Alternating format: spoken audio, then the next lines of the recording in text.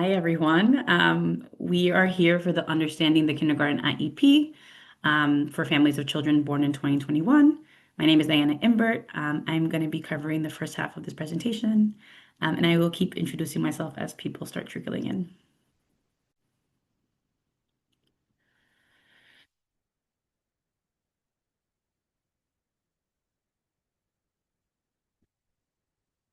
Okay. We're just going to launch a poll to get an understanding of who is in the audience. We want your email address, what's your first name, last name, if you are a parent, an educator, a professional, a student. Where in New York City do you live? Um, and so if you can, please respond to the questions while we wait for other people to make their way on. It is at the end of the day, so people might just be getting back. And again, if you just joined us, my name is Anna Imbert. I am a attorney here at Advocates for Children of New York in the Early Childhood Education Project. And I will be covering the first half of this Understanding the Kindergarten IEP presentation today.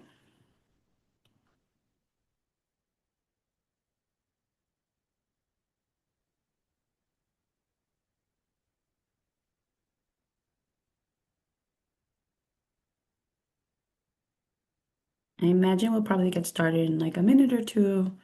But again, I know that I see people coming on.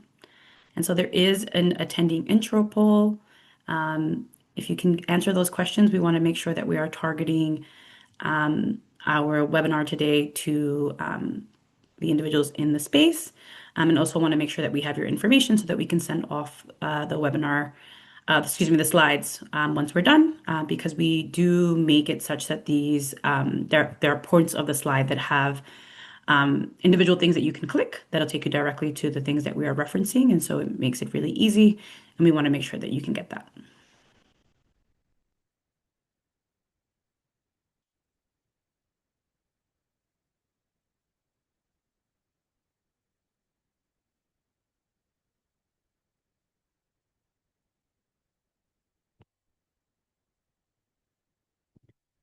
Just giving people a few more seconds to see if they join.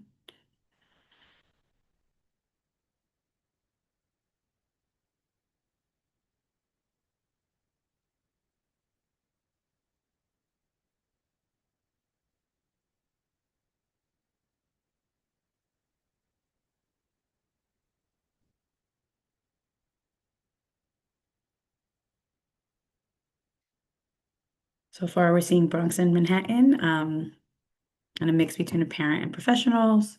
So we'll do our best to try to ensure that the presentation is tailored to the individuals in the audience.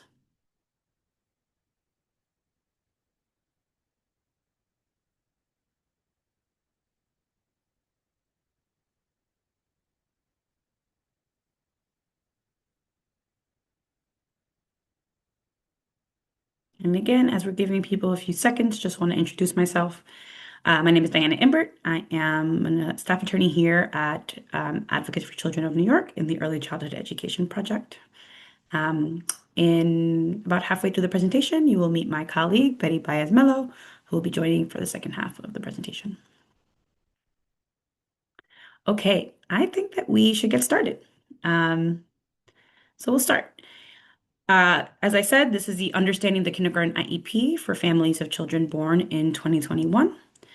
We are advocates for children, and I will talk to you a little bit about what this transition to kindergarten will be about. So, all children born in 2021 have the right to a public kindergarten seat in September of 2026. And there are two processes for families of children with disabilities.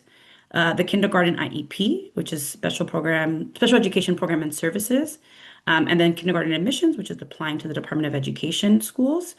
We talk a lot more about the kindergarten admissions, which is the general admissions process for students with and without disabilities.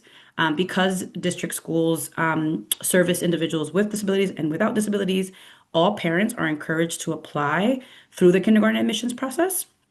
But if you are a parent who has a child with a disability, we encourage you to also do both processes, both the kindergarten admissions and the kindergarten IEP.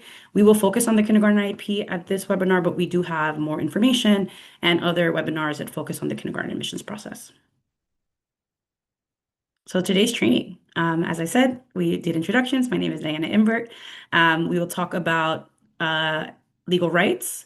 We will talk about preparing for the IEP meeting, understanding the IEP, program and services that you can find on the IEP, communications, applying to kindergarten, and finally, we'll leave you off with some resources. There will be points throughout this training where you can stop and ask questions if questions present themselves. So you can either wait until those periods of times to ask questions or feel free to put your questions in the chat. One of us will always be looking at that chat to answer questions. And there's also a Q&A that you can use as well. The other thing I want to mention about the training really quickly is just that we will be sending these slides to you, and there are resources, as you can see right here. There is a click to be able to click on to our website. So it's a good tool to have because it'll just take you directly to the things that we are referencing throughout this webinar. So, as I said, I am an attorney at Advocates for Children, and Advocates for Children is an independent agency that protects the rights of all New York City students. We were founded about 50 years ago by parents who were working specifically to move forward the needs and the needs of students with disabilities. And as we have expanded over the years, have grown to really care for the educational needs of all New York City students with a specific focus on students who come from lower economic backgrounds. Some of the services that we offer, we have a helpline. Our number is here. You can find us Monday through Thursday from 10 a.m. to 4 p.m. We provide free legal services to low-income families. We have guides and resources that can be found on our website. And we do workshops and trainings like the one that you're attending now. And lastly, we do policy, advocacy, and impact litigation to ensure that we're having a bigger impact in the educational space from the things that we are seeing on an everyday basis. Okay, let's talk a little bit about the law for students with disabilities. So, children with disabilities have educational rights, and those are found under the Individuals with Disabilities Education Act, which is a national law that protects the educational rights of students with disabilities. The IDEA says that all children through age 21 with a disability have the right to a free, appropriate public education in the least restrictive environment. And so, just like their peers who can attend free public schools, children with disabilities also have a right to a free education that is appropriate to meet their very unique educational needs. And appropriate in this context means that the child will make meaningful progress. Um, and that educational progress needs to happen in the least restrictive environment. So, to the extent that it's possible, we want these students to learn alongside students, these students who have IEPs, to learn alongside students who do not have IEPs. But what's really critical here is that the least restrictive environment really is student dependent. There are some students who can learn with in a general education classroom with just some additional supports. And then there are students who need much smaller classrooms. And so what we really want to ensure here is that a child's individual needs are being met. Okay, so I'm going to do a little poll here. So the question here is, an appropriate education means one that allows a student to A, reach their full potential, B, make meaningful progress, C, make at least some progress, and D, attend their local school.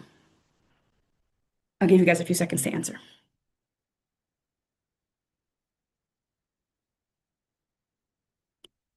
Okay, so I think that we got it mostly right, which is yes, it is to make meaningful progress. And we really put this little trivia poll here to kind of emphasize what your legal rights are as a parent, which is that the child has a right to make meaningful progress many times. And what we all believe should be the case is that children should reach their full potential in their education. And we are not by any means preventing you from advocating for that. But we do want you to understand what the IDEA says is a responsibility of the law, under the law. Okay. So, what is an individualized education program? Many of us, parents, may already have some familiarity with this by virtue of the fact that if your child has a preschool IEP, the kindergarten IEP is very similar. It is based on what students need and not what the school has. So each student should look different. That's obviously in the name. It's an individualized education program. It is done at a meeting with parents and professionals who are know the child either because they spend their day providing education to this child, or because they've seen evaluation results, or because they have an understanding of sort of the resources that are available to provide to this student. And obviously, the parent has a lot of knowledge and information to bring to the meeting. The IEP is valid for 1 year, so every year it is reviewed to see if the child is making the progress that they're supposed to be making under the IDEA, that meaningful progress is actually happening. And just because it's reviewed annually does not mean that you don't have the right to ask at any time for a new IEP meeting. You can ask at any point for an IEP meeting, especially if you have evidence or you're seeing that the child is not making progress or is not on track to make that progress. But it is at the very least reviewed once a year. And it is legally binding. What the IEP says will be provided to that child needs to be provided to that child. It sort of works as a contract between the Department of Education and the parent as the guardian of the child. Um, okay. So we'll talk a little bit about what it looks like to actually prepare for this IEP meeting. There are sort of three buckets of people who are involved in this IEP meeting. There is the Department of Education, the preschool, and the parents. So let's go over what sort of each bucket here really contributes to this IEP meeting. It's really also important to note, because the kindergarten IEP meeting will happen this year. It is possible that you might also have a preschool IEP meeting depending on when your preschool was the preschool IEP was done.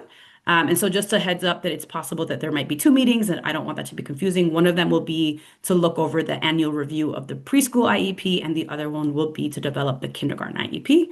And so in this case, the DOE's role is really that they will be providing you communication. So they should have already mailed you a list of these kindergarten orientation meetings. That packet should have came in the fall. If for some reason you have not gotten a packet yet from the Department of Education that looks like a welcome packet with kindergarten orientation meetings, then you should check in with your preschool staff just to make sure that your CPSC administrator has your correct address so you don't miss any of the future mailings. That one is more so important because it's an indication of whether or not they have your correct address. One of the things that we do not want to miss is that they will send you what's called a notice of referral. And many families will start receiving this letter about now in January. And each child is essentially is assigned to a DOE representative that will be responsible for the transition from preschool to kindergarten. And so you want to make sure that you get that notice of referral because it is that person who's usually a psychologist or a social worker. That person will essentially be working with you to ensure that the process of developing your child's kindergarten IEP happens. And what I mean by that is that they will look to ensure that you are getting progress. The preschool is providing progress reports for the IEP meeting. They will see what kind of evaluations the child needs and do those evaluations and classroom assessments and any other assessments that are necessary. And of course, you will be notified by the Department of Education of what assessments will be necessary and will be done. And they will also be responsible for coordinating the IEP meeting that will actually happen once all that information has been collected.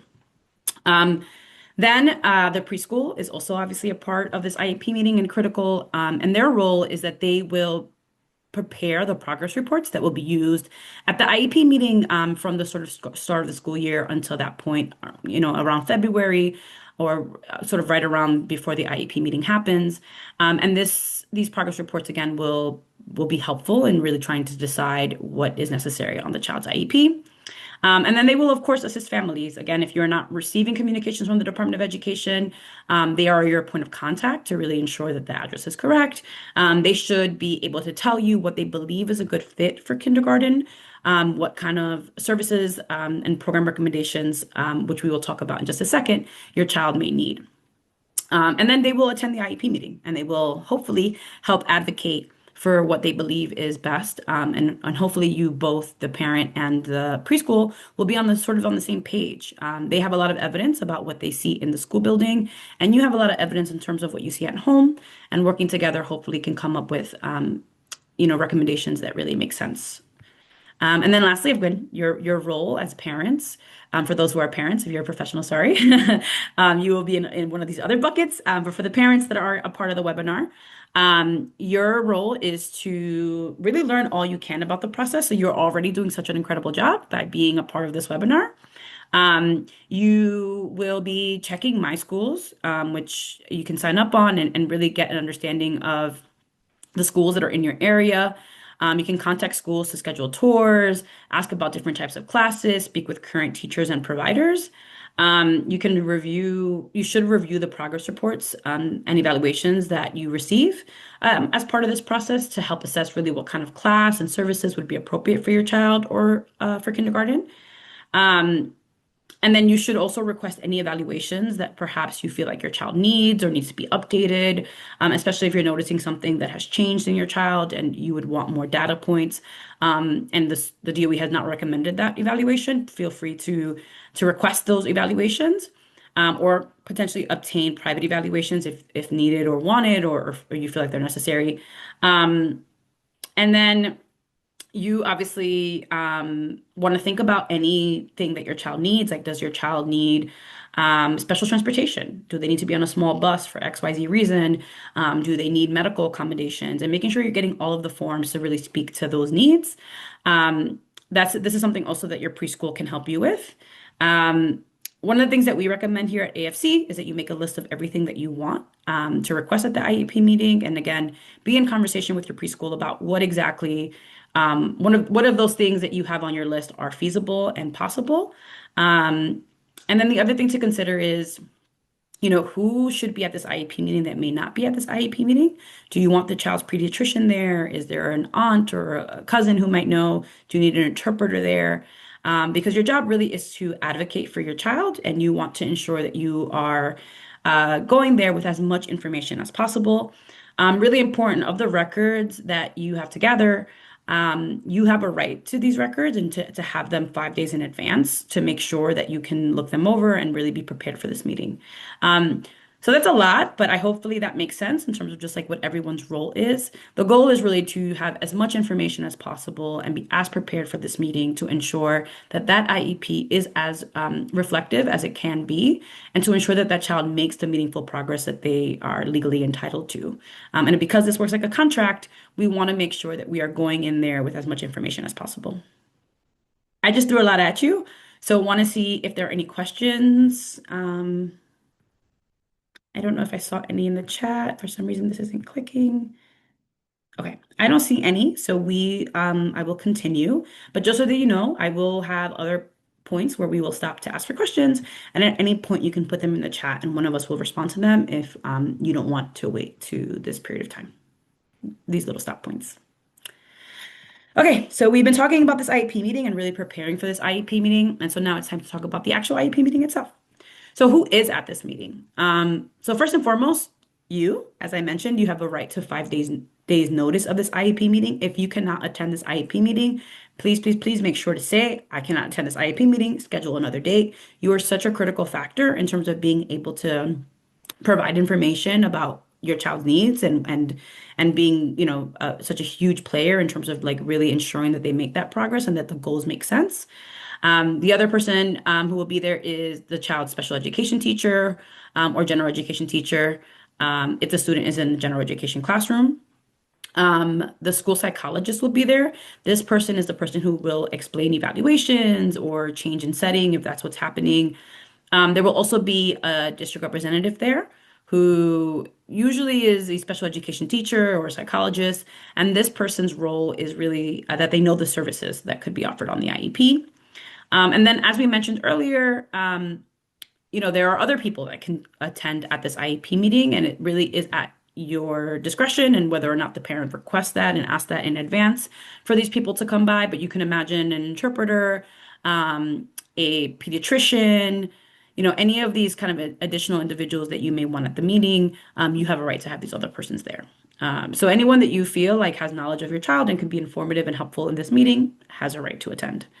Um, and as I mentioned, you should be able to have this meeting, have all the information that you need for this meeting 5 days in advance. And anything that we mentioned, like progress reports, evaluations that they would use for that meeting, you should have it 5 days in advance so that you can review and so that you can be prepared. Um, Another thing is that the IEP meetings don't have to take place in person. They can take place by video or phone, especially if you cannot physically be there. So it is really upon your request. You can just request for virtual if necessary. Um, yeah, and also it can be in person if you prefer that as well. So you have a lot of rights here and a lot of you have the right to really ask for the things that make the most sense because what we want and what the Department of Education wants, hopefully, is that you attend this meeting and are really prepared to kind of inform the IEP process. Okay, so who is not a required member of the IEP team? A, the parent, B, the child's special education teacher, C, the child's pediatrician, or D, the DOE district representative.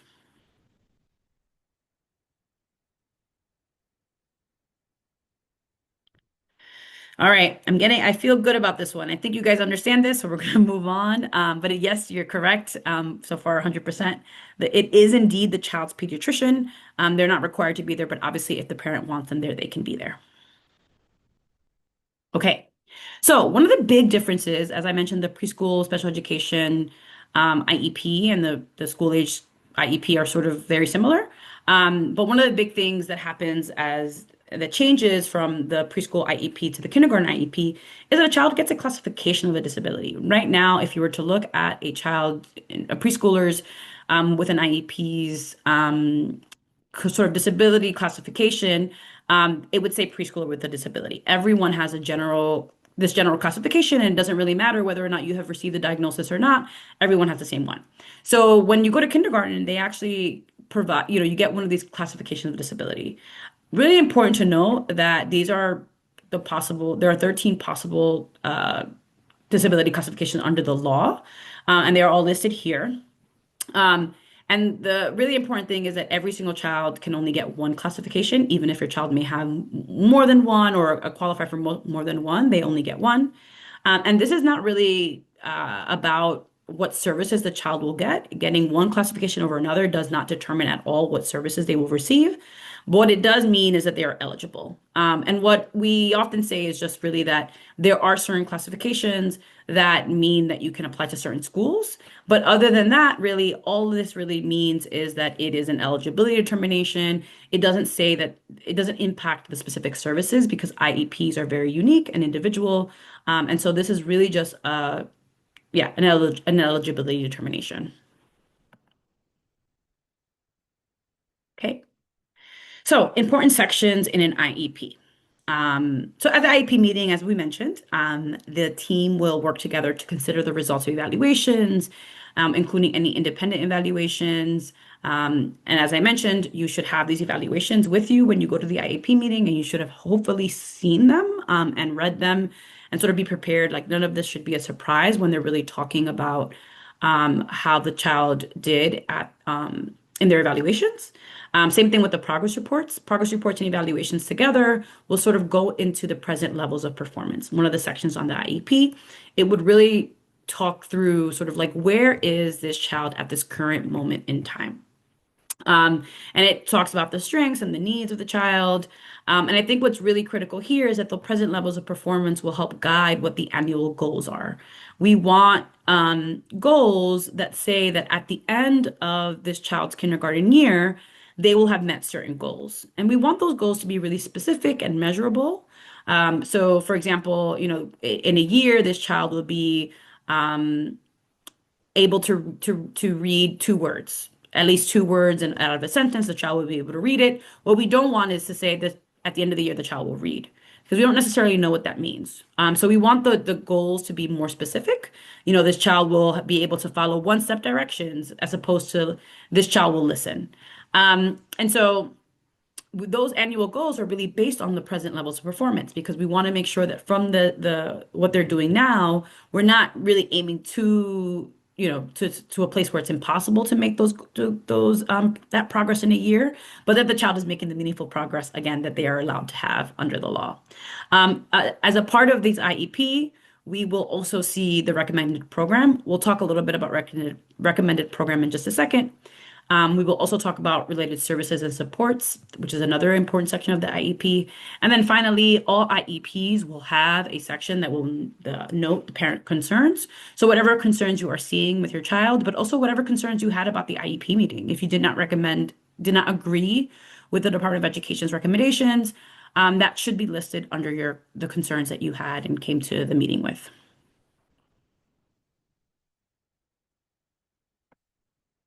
Okay. So, sorry. All right. So we're going to talk a little bit about the services, as I mentioned. Um, these are sort of the different program and class options that exist, and they're sort of on a continuum because, as we mentioned in the beginning, under the IDEA, your child has a right to the least restrictive environment. And so we'll talk starting from least restrictive, and get more restrictive as we go on. So the first programs that you're seeing here are all programs that exist in District 1 to 32, which are non-specialized schools.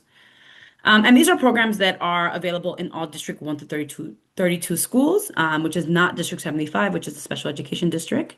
So if your child's IEP recommends one of these programs, then your child will actually attend, meaning if it says on your IEP that the child will be in a general education classroom or will be in an integrated co-teaching classroom or a special class, which we'll talk about in just a second, then this child would likely be at a school where where they got accepted into through the kindergarten admissions process. That was the general admissions process that we talked about in the beginning, that although we're not covering in this webinar, is currently happening. The applications are open until January 23rd, and you can apply through My Schools. And so the least restrictive is basically just a child who is in a general education classroom, but they are receiving speech therapy or physical therapy. And so that is the least restrictive because that child is learning similarly alongside students who do not have IEPs. One step more restrictive than that is students who are in an integrated co-teaching classroom.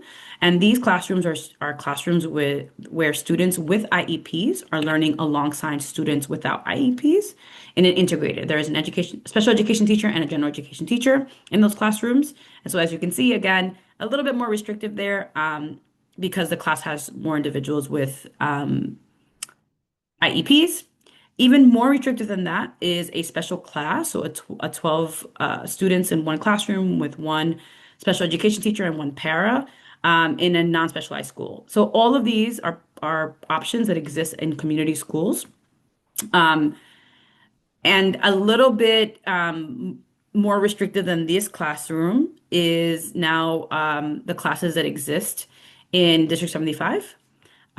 So um, excuse me, sorry, give me a second. Excuse me, like District 70, District 70, sorry, excuse me, District 1 through 32, District 75 also has a 12-person classroom. The difference here is that the actual building itself is a building, or I shouldn't say the building, but the school itself is a school that only serves students with disabilities. So in Districts 1 through 32, these are classrooms that might have students with IEPs, but these classrooms are in the building with other individuals who are full class general education classrooms who do not have students with IEPs. In District 75, every single class and every single student who is in this school has an IEP. So it's even more restrictive, although the class size is still the same. It's a 12. And in that, there's a 12-person classroom, an 8-student classroom, a 6-student classroom, and then a 12 to 1 to 4, which is a very specific classroom for students who need a lot of adult support. Many of them may be suffering from severe medical issues and may need a lot more adult attention. Even more restrictive than that is a state-approved non-public school. And even more restrictive than that is residential placement. And then finally, even more restricted than that is home instruction. And so state-approved non-public schools are actually private education, special education schools that are approved by the state. For students with educational needs cannot be met in a public school program. So again, it's even farther removed from the general education classrooms, and so it's more restrictive. And these programs are not at no cost to the parent. And again, all students there have IEPs. And then lastly, oh, sorry, I mentioned this, but residential placement for students who require services on a 24-hour basis. We don't see this a lot for kindergarten, but important for you to know that this is sort of part of the continuum of services. And then lastly is home instruction, which are available to students with severe physical, medical, or emotional needs, and that those actual needs make it impossible for them to attend school in a school building. And I know that I just threw a lot at you. So I wanted to do quick trivia. So if a child's preschool IEP recommends a special class, then the Department of Education must recommend a District 75 kindergarten placement. Is that A, true, or B, false?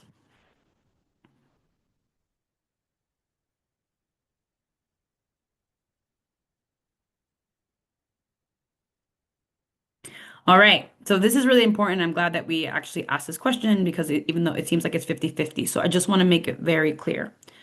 Um, Special classes exist in District 1 through 32.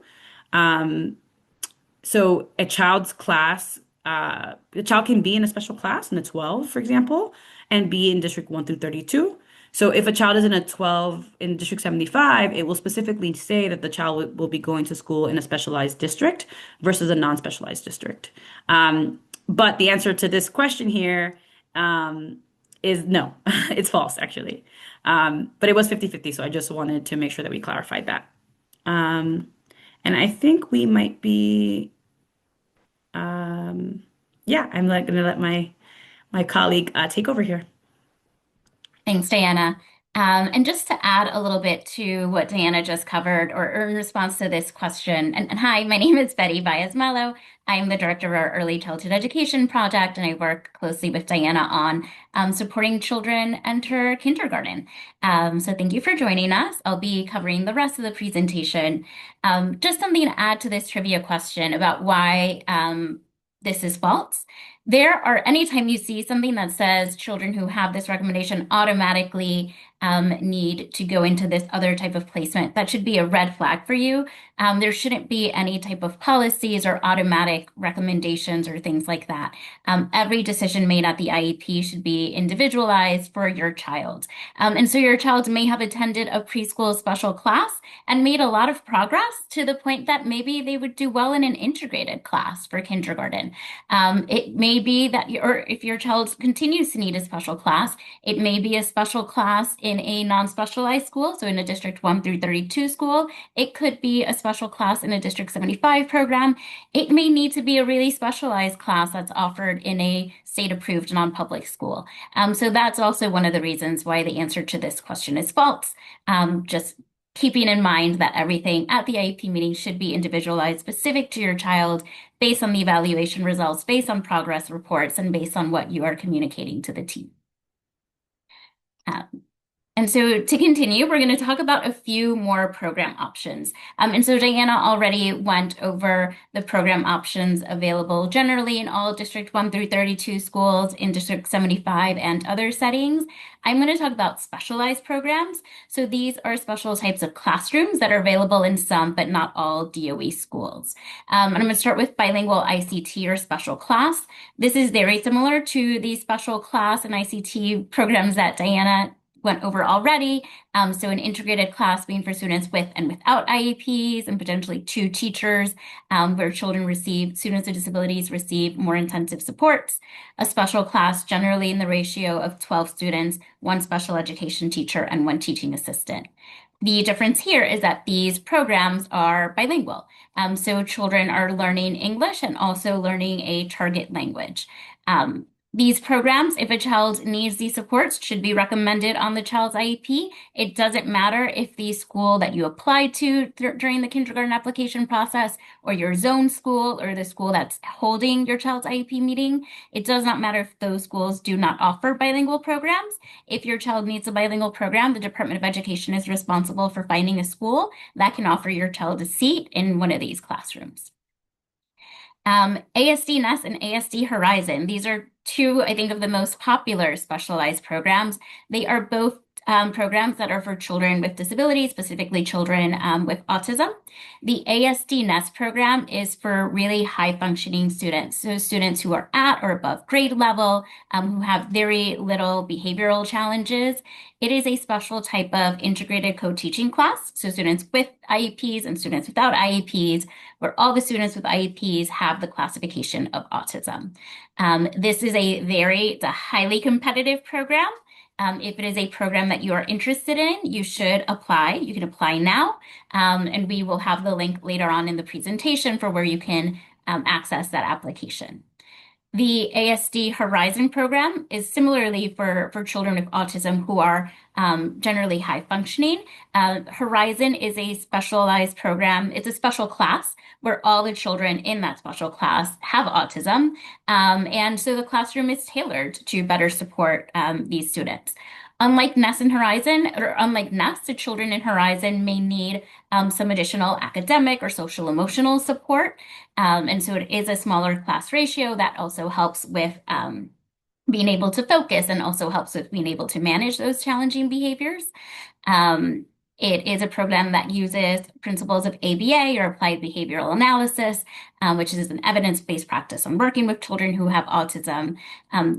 Horizon is also a very popular program. It is generally a little bit more accessible or easy to get into, although kindergarten is definitely one of the main entry points. So if this is a program you're interested in, you again should apply now. The Nest and Horizon application is the same application, and you can apply online. You have to indicate which program you're interested in.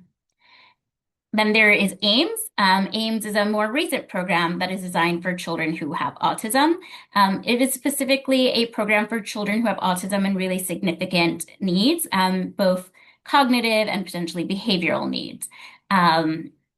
Many AIMS programs are located in some, but not all, District 75 schools. Some are also now available in some DOE District 1 through 32, the non-specialized schools.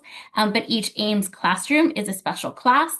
It is just 6 students in the classroom, all children who have autism, a special education teacher. There is a designated speech therapist to work with the children, and so speech therapy is embedded within the classroom, and all children receive speech therapy daily. There is also a paraprofessional designated for the classroom. This program uses ABA. It also uses verbal behavior as methodology.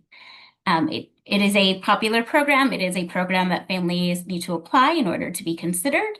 And so, as I said, we will have the link to all of these specialized programs at the end, so you can learn more about the programs and also the applications.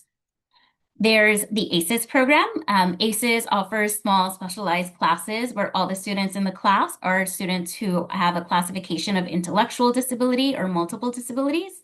The goal of the ACES program is to increase the students' daily living skills and their independence.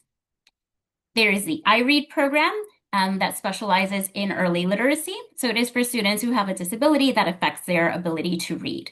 And that may sound like many students when they're entering kindergarten, because reading is hard. So if this is something that you are interested in, there is an application process for iRead. The classroom itself is a special type of integrated co-teaching class, or ICT, for students with and without disabilities. There is a general education teacher and a special education teacher assigned to the classroom. There's also a part-time teacher who's an expert in literacy that supports the classroom teachers and also works directly with the students in really enhancing that literacy component. As I mentioned, for all of these programs, there is a specific application process.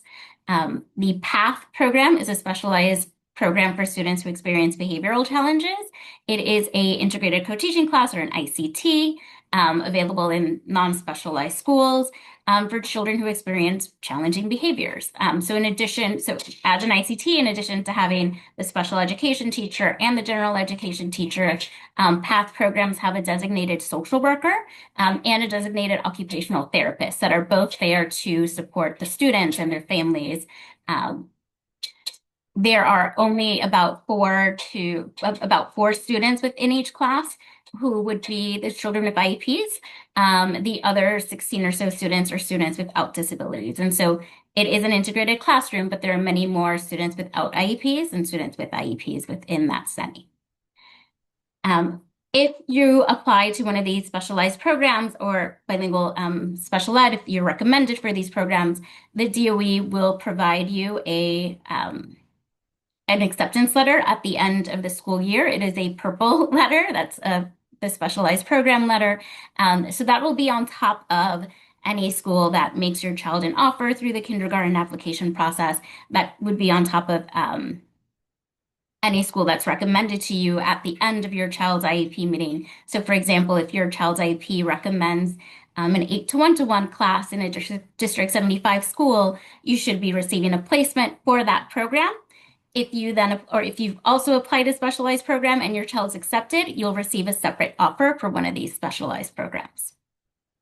We've included barrier-free and accessible, apologies. We've included barrier-free and accessible schools here or programs. These are not programs you apply to, but do wanted to always include it just to note that unfortunately, not every school building is fully accessible for a child's either mobility needs or vision and hearing services.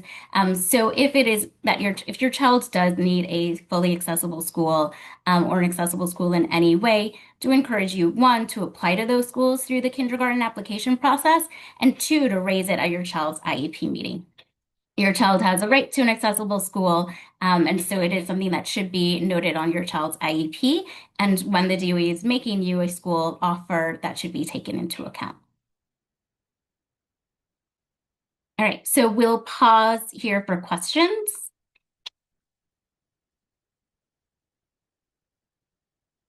I don't see any questions in the chat, so we'll continue moving forward. But please, if any questions do come up, enter those in the chat. We, at the very end, can try to have an option to raise hands, but the chat might be the easiest way to communicate.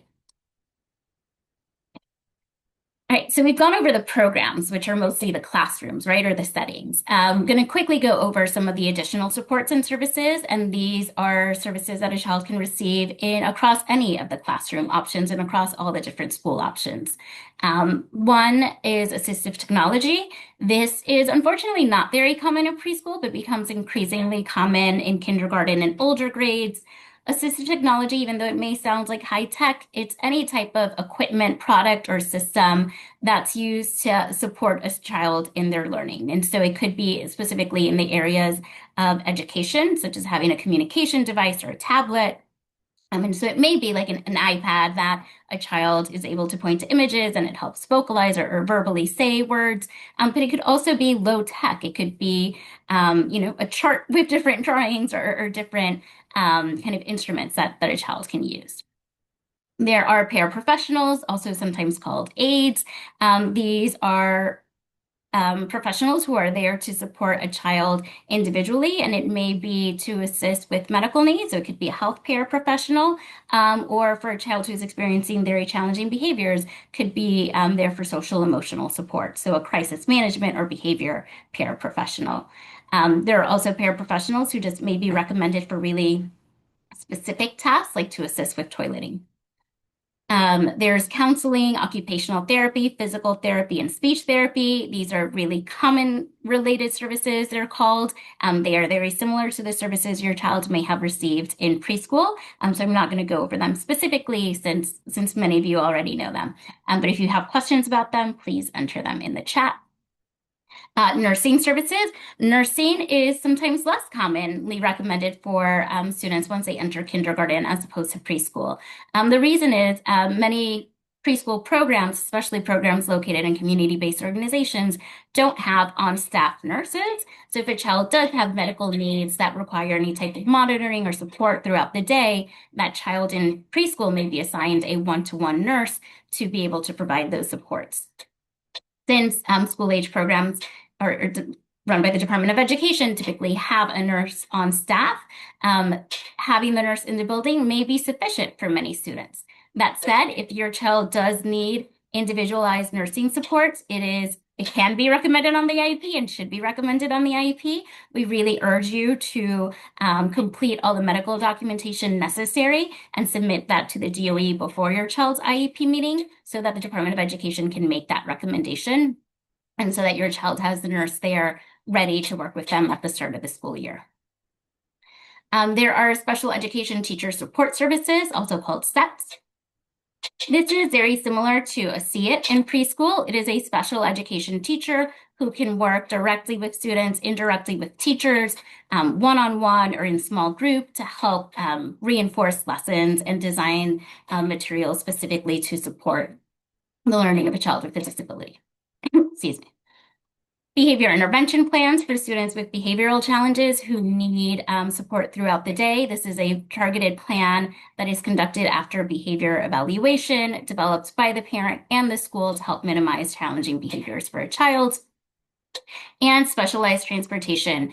In preschool, if your child was recommended for an integrated class or a SKIDS or a special class, your child automatically had a right to specialized transportation, meaning a bus would pick your child up from home and take them to the school.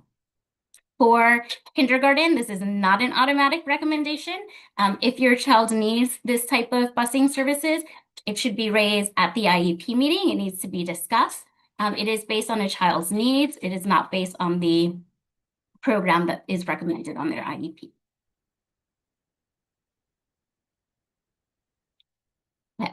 So we've gone over a little bit all the different notifications. I know Diana mentioned some of these notifications or communication that the DOE was supposed to provide you throughout this year. This is a summary to help you keep track and to see where you are in the process. So some important mailings include the welcome packet. This is something that you should have received in the fall. If you did not, contact your CPSC administrator, contact the kindergarten IEP inbox that we'll be providing shortly so that you can ensure that the DOE has your correct mailing address and knows how to reach you. The welcome packet was an introduction saying we know that your child was born in 2021. They have an IEP. We're going to prepare this year to develop a kindergarten IEP so your child is all set to start school in September of 2026 and included some informational materials to help you prepare for that upcoming school year, including a list of different DOE events that have been held throughout the winter. More importantly, starting later this month, you may start to receive a notice of referral. For some families, this will be on blue paper. Many will be on white. It is the letter that's going to say which school is helping lead your child's kindergarten IEP process and should designate who that contact is. For example, the school psychologist at your zone school will be the person who will be conducting evaluations of your child, reviewing records, and helping schedule your child's kindergarten IEP meeting. This will be your main point of contact throughout the process, so it's very important to be on the lookout for the notice of referral. If you do not receive a notice of referral by mid or end of February, please reach out to the Department of Education to ask them to provide you an update on who your contact is.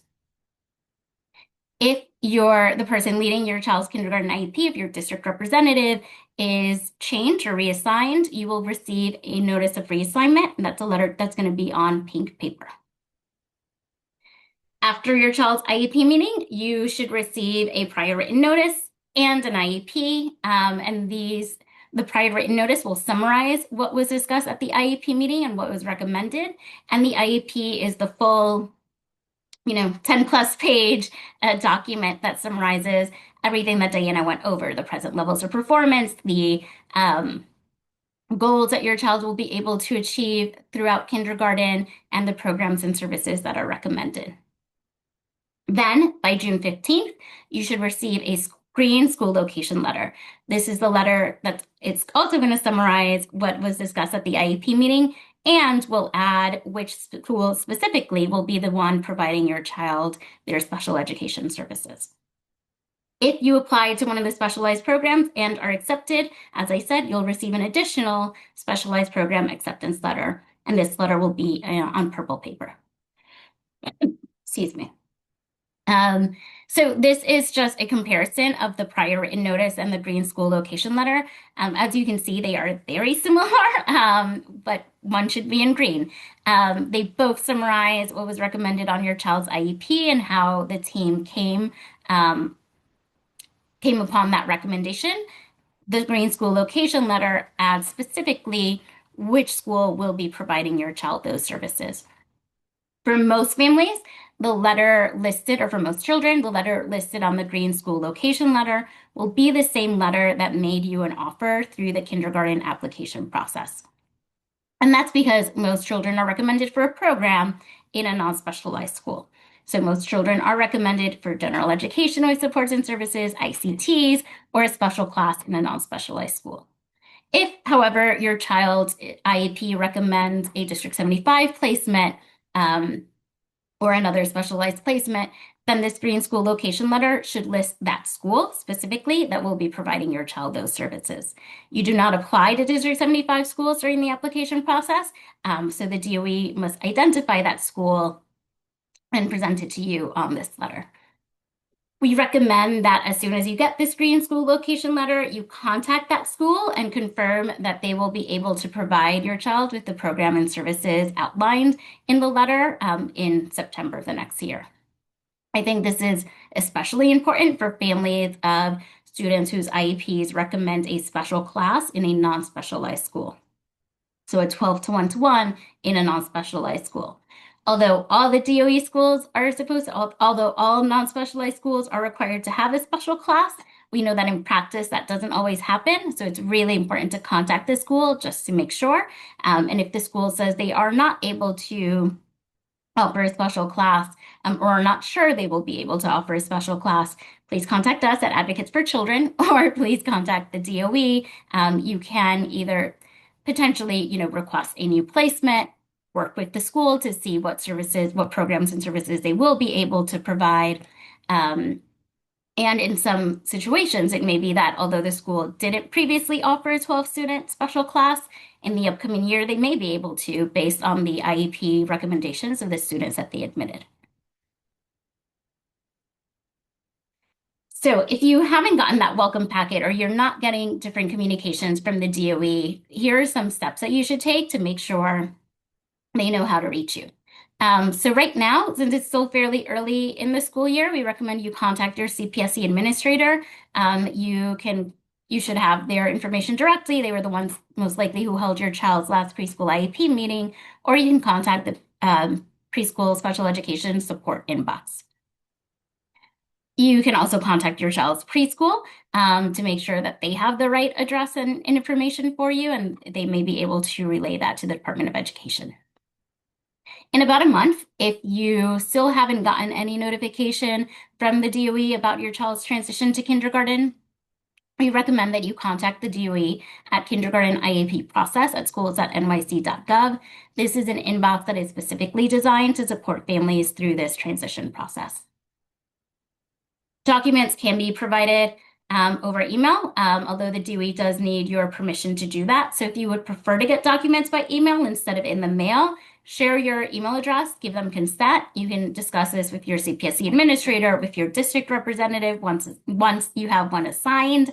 Or when you are given a code to create a NICSA account, you can input your information into NICSA and receive communications through that website. And NICSA is the New York City Schools account. Okay. A note on language rights and translation and interpretation.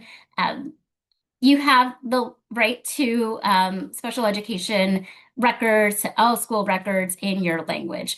And that includes translation and interpret all types of translation and interpretation services, really no matter what language you speak. So even though we've highlighted these 12 common languages here, you do have the right to translation and interpretation services across the board.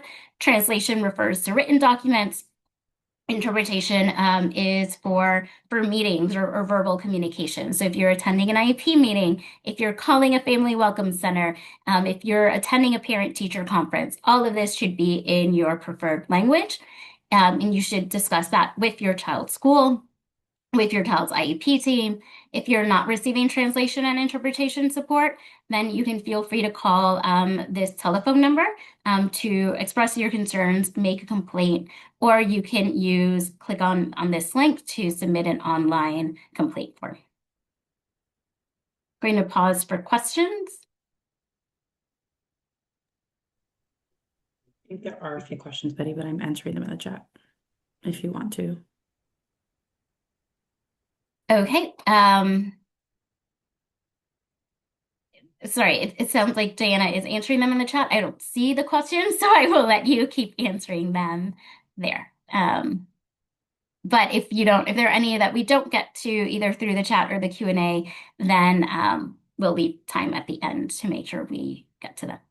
Betty, there is a question, sorry. What about ABA? Can you explain what it entails in a DOE school or if they even offer it, if you want to answer that one? Sure. ABA is applied behavior analysis. It is a methodology that is used to work with children who are autism. So it's evidence-based. It's been shown to be an effective strategy or way of working with children who have autism. So for the most part, the Department of Education does not recommend a specific methodology or approach to working with students on a child's IEP, but there are programs that we know follow principles of ABA. And a lot of ABA is highly structured, a lot of repetition where a child is engaging in the same task in order to try to master that task, and then something is added in that to incrementally added to that task or skill in order for a child to be able to complete an assignment. There are, even though it's generally not recommended on a child's IEP, there are some programs, as I mentioned, the Horizon program and the AIMS program that do use principles of ABA. There are also some schools, so some state-approved non-public schools that may use principles of ABA. But as a general matter, the Department of Education does not recommend a specific type of methodology on a child's IEP. If your child has had great success with ABA services, if you believe your child continues to need ABA services and you have an evaluation reflecting that, or you have progress reports or other information reflecting that, you should bring that with you to your child's IEP meeting. The fact that the DOE doesn't typically offer programs or that they're not commonly available is not the determining factor. The determining factor in whether your child is receiving a free and appropriate public education is if your child is making meaningful progress. And so if your child needs ABA in order to do that, there are ways that you can secure those types of services, including sometimes services after school where ABA can be provided, or be able to have your child attend a specialized school where ABA is used. I hope that answers your question. Feel free to add more, elaborate more if needed in the chat or in the Q&A.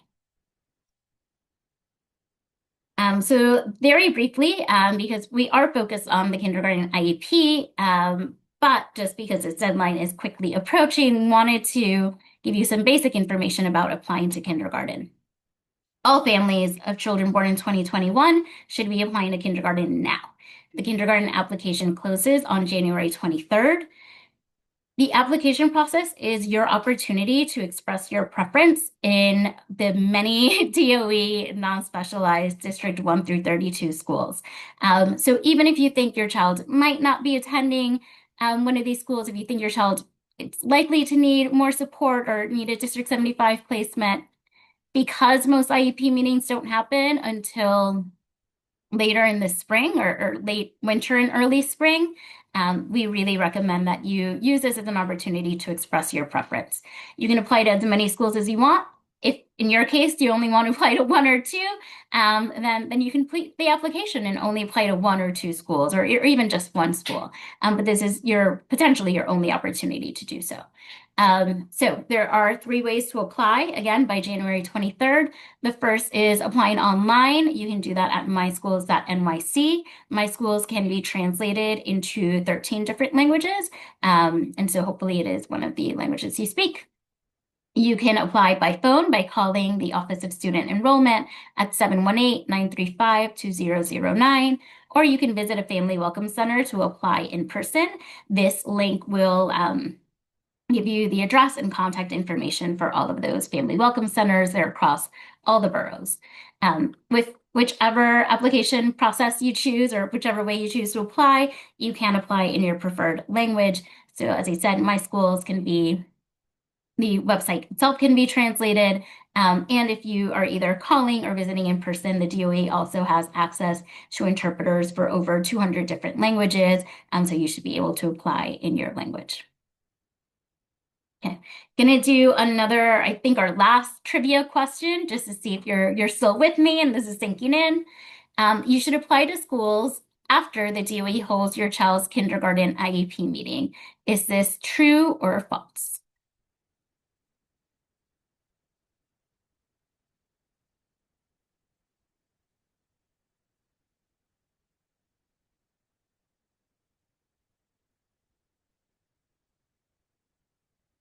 Okay, great. Everyone who answered got this right. This is false. As I just mentioned, the kindergarten application closes on January 23rd. The DOE will not be holding your child's kindergarten IEP meeting until after February, or starting in February. So this window before January 23rd is your chance to apply. You will still be able to apply. There's not a specific deadline for specialized programs or other types of programs, but this is your application to apply to DOE non-specialized schools. Because it is so important, just like another note on the school location letter, there, as we said from the beginning, there are these two processes that are happening. One is the kindergarten application process that you have until January 23rd to apply. The other one is developing your child's kindergarten IEP. That, someone will be assigned to your child's case. You may receive that notice of referral, later this month, but most IEP meetings will start taking place in February. The way these two processes come together is in the school location letter that you receive, hopefully by June 15th. The school location letter summarizes the programs and services that were recommended on your child's IEP and says which school is responsible for providing your child with those services.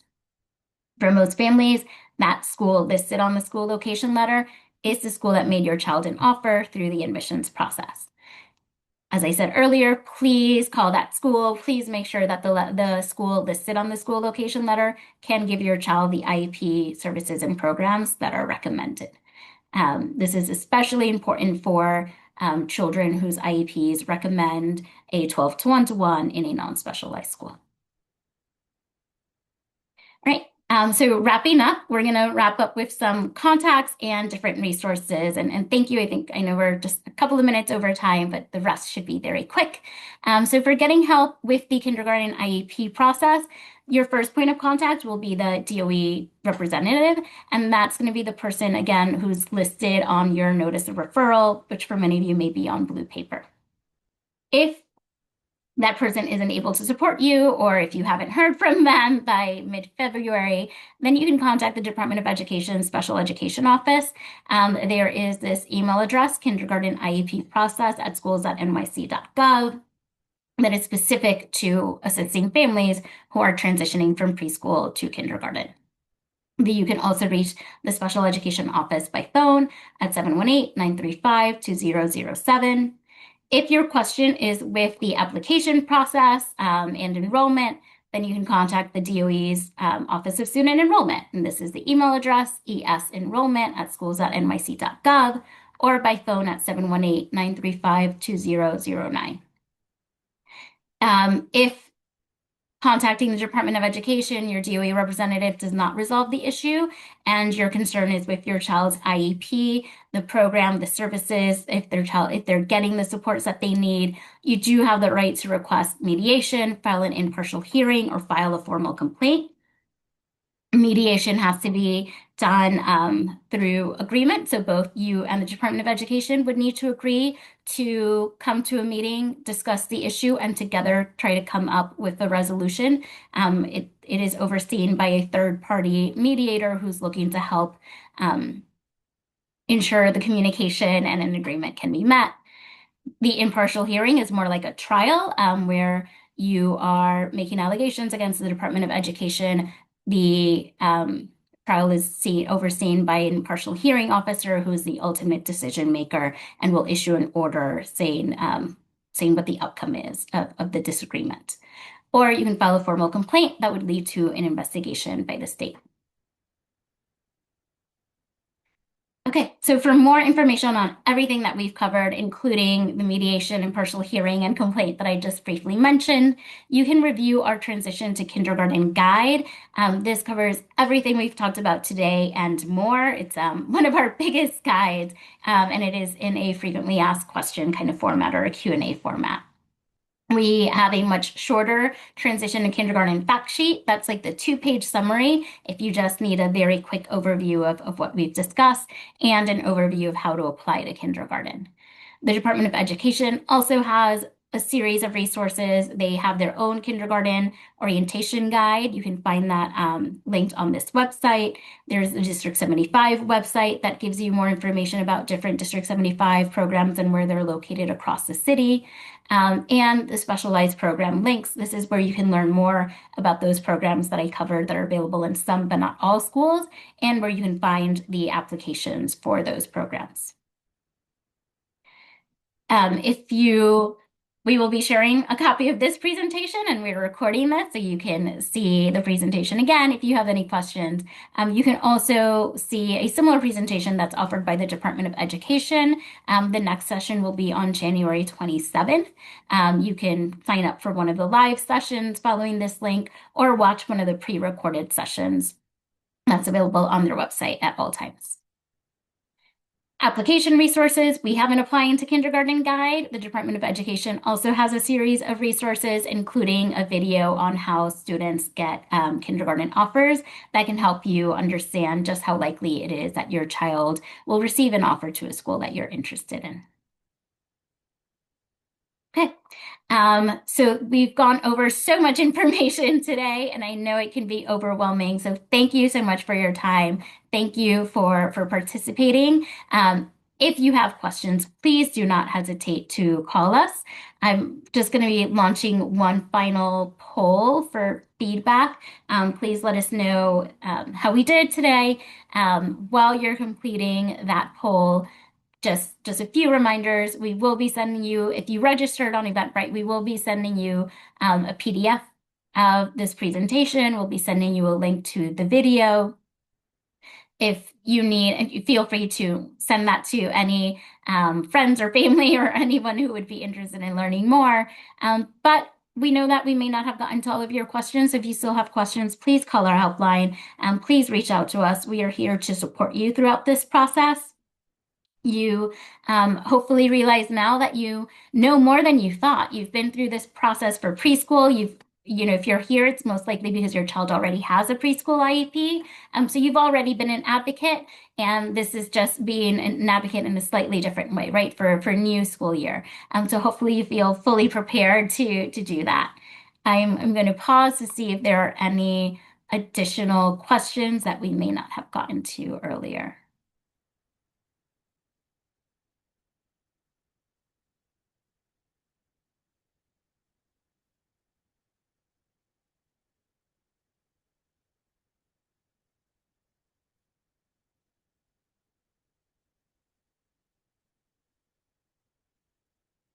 Okay, so I see a question. What happens if a child was supposed to get speech and never received the service in pre-K? Will they be able to get makeup sessions?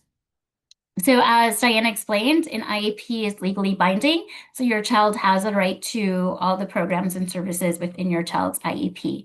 It's really unfortunate that you're saying your child hasn't received speech therapy in preschool. If speech therapy was recommended on your child's IEP, then you do have a right to make up services for the sessions that the DOE did not provide.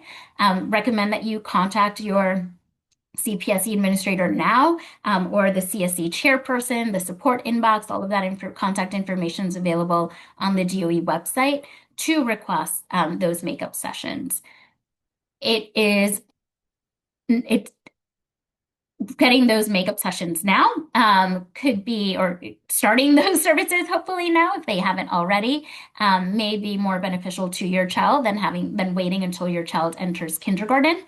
For the most part, a kindergarten program doesn't provide makeup services for services not received in preschool. But it is something that you can request, or can request that the services be provided as makeup at your home after school, potentially in one of the weekend academies or other related service options that the Department of Education provides.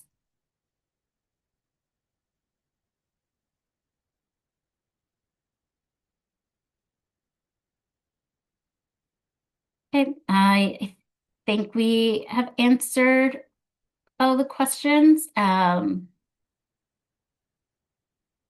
see that Diana has added some links to our applying to kindergarten guide in the chat. Thank you for everyone who's responded to our poll. If you haven't already, gonna leave it there for another few moments. But for those of you who, but we've concluded the formal part of the presentation. So unless you have any questions or you're still completing the poll, feel free to log off. And thank you again for joining.